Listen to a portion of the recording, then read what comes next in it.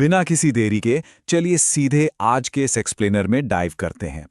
आज हम जिस 60 मिनट की साइकोलॉजिकल हॉरर स्क्रिप्ट को डिकोड करने जा रहे हैं वो है ward number 13, the reality delusion.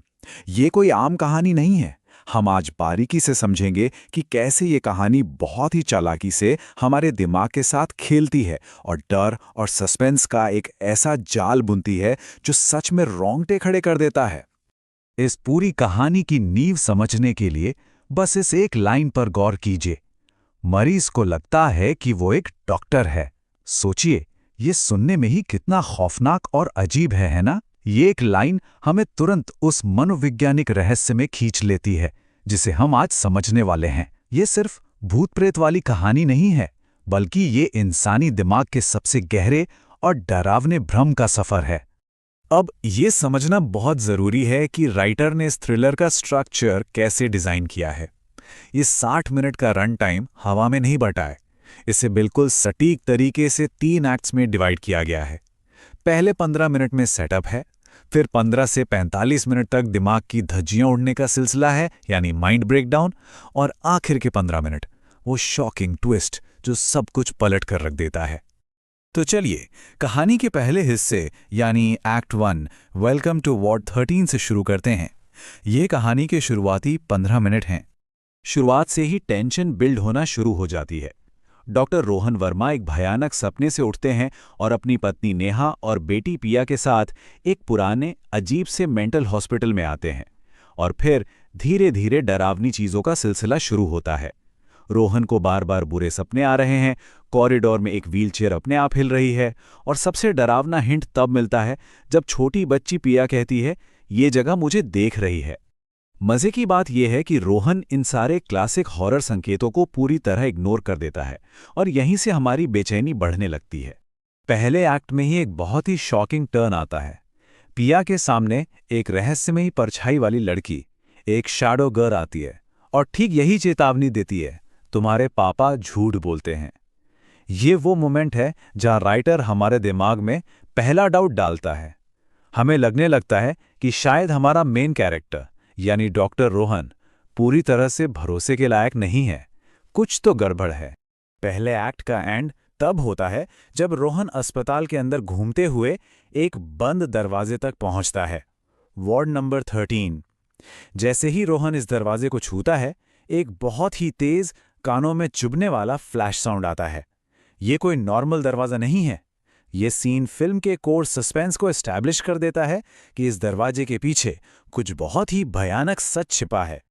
यहीं से हम शिफ्ट होते हैं एक्ट 2 में, फ्रैक्चर्ड रियलिटी, द ब्रेकडाउन। ये 15 से 45 मिनट का वो हिस्सा है जहां कहानी की पेसिंग एकदम से बदल जाती है और हम एक टिपिकल हॉन्टेड हाउस से निकलकर सीधे एक गहरे साइकोलॉजिकल ब्रेकडाउन में गिर जाते हैं। अब पागलपन कैसे बढ़ता है इन घटनाओं को देखिए। पहले नेहा को रात में किसी के चलने की आवाजें आती हैं। फिर पिया की एक इमेजिनरी दोस्त उसे बताती है कि उसके पिता खतरनाक हैं। और सबसे डरावना, रोहन शीशे में खुद को देखता है, लेकिन उसका रिफ्लेक्शन उसके साथ सिंक में नहीं है, उसमें देरी है। ये सारे इवेंट्स बहुत ही सिस्टमैटिक तरीके से रोहन की रियलिटी को चकनाचूर कर रहे हैं। उसी शीशे वाले सीन में रोहन का डिलेड रिफ्लेक्शन उससे बात करता है और कहता है, तुम भूल चुके हो। ये सच में एक टेरिफाइंग डिटेल है। राइटर ने इस एक सीन का इस्तेमाल बहुत ही ब्रिलियंट तरीके से किया है, ये दिखाने के लिए कि रोहन की खुद की आइडेंटिटी, उसका खुद का दिमाग अब टूट रहा है। फिर कहानी में एक बहुत बड़ा शिफ्ट आता है। नेहा को एक छिपी हुई मेडिकल फाइल मिलती है जिसमें सिजोफ्रेनिया का जिक्र है। जैसा कि आप देख सकते हैं, ये एक ऐसा डिसऑर्डर है जहां सोच, इमोशन और बिहेवियर के बीच का कनेक्शन टूट जाता है, जिससे इंसान को डिल्यूजन यानी भ्रम होने लगते हैं। और उस फाइल पर नाम किसका है? रोहन वर्मा। अब ये एकदम साफ हो जाता है कि हम किसी भूतिया कहानी में नहीं, बल्कि एक डार्क साइकोलॉजिकल थ्रिलर में हैं। फिर आता है टाइमलाइन का वो सबसे क्रूशियल 40 मिनट का मार्क। ये वो पॉइंट है जहां रोहन का दिमाग पूरी तरह से जवाब दे जाता है। वो अपना आपा खो बैठता है और जोर से चिल्लाता है, मैं डॉक्टर हूं। और उसी वक्त उसके चारों तरफ की दीवारों पर खून जैसे निशान फैलने लगते हैं। ये उसके मेंटल ब्रेकडाउन का पीक है। और अब हम एंटर करते हैं इस एक्सप्लेनर के तीसरे और फाइनल एक्ट में, द अल्टीमेट ट्विस्ट, सच्चाई का सामने आना, जो फिल्म के आखिरी 15 मिनट हैं। रोहन फाइनली उस अंधेरे रहस्यमयी दरवाजे को खोलने के लिए जोर लगाता है, लेकिन अंदर जाने से ठीक पहले पूरी फिल्म का सबसे बड़ा सवाल हमारे सामने खड़ा होता है। आखिर इस वार्ड 13 के अंदर बंद कौन है? ये वो पल है जहां नैरेटिव टेंशन एकदम अपने पीक पर होती है। हर कोई अपनी सांसें थाम लेता है।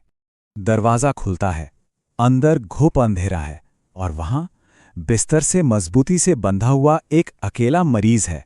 ये शुरुआती शौक है जो हमें उस पल के लिए तैयार कर रहा है जब इस रहस्यमय मरीज का असली चेहरा सामने आएगा। और यहीं पर सबसे बड़ा ट्विस्ट रिवील होता है, imagined reality versus actual reality. Rohan की जो इमेजिन्ड दुनिया थी उसमें वो एक डॉक्टर था जो अपनी पत्नी नेहा और बेटी पिया के साथ एक खुशहाल जिंदगी जी रहा था। लेकिन असली सच्चाई क्या है? असल में रोहन खुद वो मरीज है जो बिस्तर से बंधा हुआ है, और उसका वो परिवार, वो सिर्फ एक हैलुसिनेशन है जो अब एक टीवी स्क्रीन की तरह ग्लिच होकर गायब हो रहा है। और फिर वो असली बंधा हुआ रोहन उस इमेजिनरी डॉक्टर रोहन की तरफ देखता है और बड़ी ही कमजोर आवाज में ये दिल तोड़ने वाली लाइन कहता है, तुम मेरी बीमारी हो। ये बहुत ही डेविस्टेटिंग मोमेंट है। और इसके ठीक बाद उसका वो इमेजिनरी परिवार हमेशा हमेशा के लिए हवा में गायब हो जाता है। इसके बाद 55 से 58 मिनट के बीच एक बहुत ही फास्ट फ्लैशबैक सीक्वेंस आता है जो कहानी के सारे डॉट्स को कनेक्ट कर देता है। रोहन असल में एक प्योर हैलुसिनेशन वाली दुनिया में जी रहा था। अपने अकेलेपन से बचने के लिए उसने अपने दिमाग में एक पूरा इमेजिनरी परिवार बना लिया था। वो शुरू से ही उस मेंटल हॉस्पिटल का मरीज था। अब याद कीजिए, शैडो गर्ल की वो चेतावनी या पुरानी मेडिकल टेप, अचानक से सब कुछ एकदम शीशे की तरह साफ हो जाता है। लेकिन कहानी का एंडिंग नोट और भी ज्यादा चिलिंग है। एक असली डॉक्टर आकर रोहन को बेड पर चेक करता है और रोहन वो बड़ी ही अजीब सी मुस्कान के साथ कहता है, मैं ठीक हूं, मैं एक डॉक्टर हूं। वो उस भयानक सच को एक्सेप्ट करने के बजाय वापस अपने उसी भ्रम की दुनिया में भाग जाता है और वो नाइटमेयर का लूप फिर से चालू हो जाता है, जो हमें इस फाइनल और सबसे डिस्टर्बिंग सवाल पर लाकर छोड़ देता है, क्या वो कभी सच में उस भ्रम से बाहर आ पाया? फिल्म का क्लोजिंग शॉट एक बंद दरवाजे का है जिसके पीछे से रोहन अभी भी अपने उसी इमेजिनरी परिवार को पुकार रहा है। ये इस बात का सबूत है कि इंसानी दिमाग अपने बचाव के लिए खुद की एक पूरी नई दुनिया गढ़ सकता है। आज के इस एक्सप्लेनर में हमारे साथ जुड़ने के लिए बहुत बहुत शुक्रिया। उम्मीद है आपको ये डार्क और साइकोलॉजिकल सफर दिलचस्प लगा।